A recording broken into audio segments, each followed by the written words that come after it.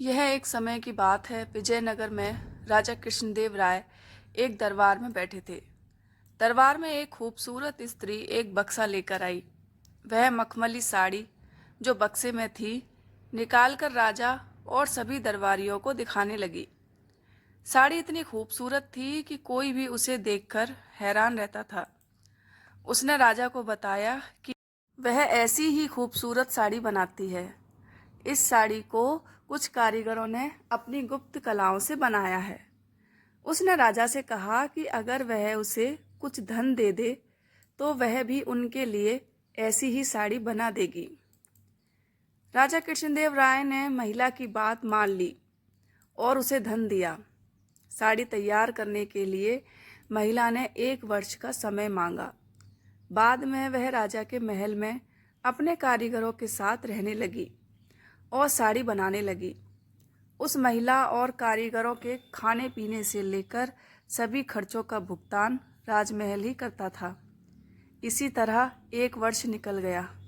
फिर राजा ने अपने मंत्रियों को उस महिला के पास भेजा ताकि वे साड़ी को देख सकें।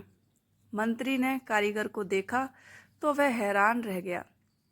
वहाँ 2 कारीगर कुछ कपड़े या धागे के बिना बुन रहे थे। महिला ने बताया कि उसके कारीगर राजा के लिए साड़ी बना रहे हैं, लेकिन मंत्रियों को कोई साड़ी नहीं दिखाई दी। इस पर उस महिला ने कहा कि यह साड़ी वही लोग देख सकते हैं जिनका मन साफ है और जिन्होंने जीवन में कोई पाप नहीं किया है। राजा के मंत्री इस बात से परेशान हो गए। उन्होंने बहाना बनाकर कहा कि हाँ, सुंदर साड़ी है, और वहाँ से चले गए। वे वापस राजा के पास आए और उन्होंने राजा से कहा कि साड़ी बहुत सुंदर है। इससे राजा बहुत खुश हुए। अगले दिन उन्होंने उस महिला को साड़ी लेकर दरबार में उपस्थित होने का आदेश दिया। अगले दिन वह महिला अपने कारीगरों के साथ दरबार में आई और उनके पास एक बक्सा था। दरबार में बक्सा खोला और सभी को साड़ी दिखाने लगी। राजा और सभी दरबारी को कोई साड़ी नहीं दिखाई दी, जो सभी को हैरान कर गया। तेनालीराम ने यह देखकर राजा को बताया कि उस महिला ने झूठ बोला है। वह हर किसी को मूर्ख बना रही है। तेनालीराम ने फिर उस महिला से कहा कि वे ये दरबार में बैठे किसी भी दरबारी को यह साड़ी दिखाई नहीं देती।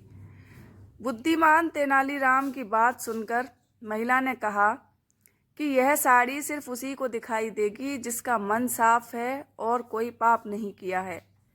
तेनालीराम ने महिला की बात सुनकर एक योजना बनाई। राजा चाहते हैं कि तुम खुद उस साड़ी को पहनकर दरबार में आओ और सभी को वह साड़ी दिखाओ। उन्होंने उस महिला से कहा। अब वो महिला तेनालीराम की बात सुनकर राजा से माफ़ी मांगने लगी। उसने पूरी तरह से राजा को बताया कि उसने कोई साड़ी नहीं बनाई थी। वह सभी को बेवकूफ़ बना रही थी। राजा को महिला की बात सुनकर बहुत गुस्सा आया।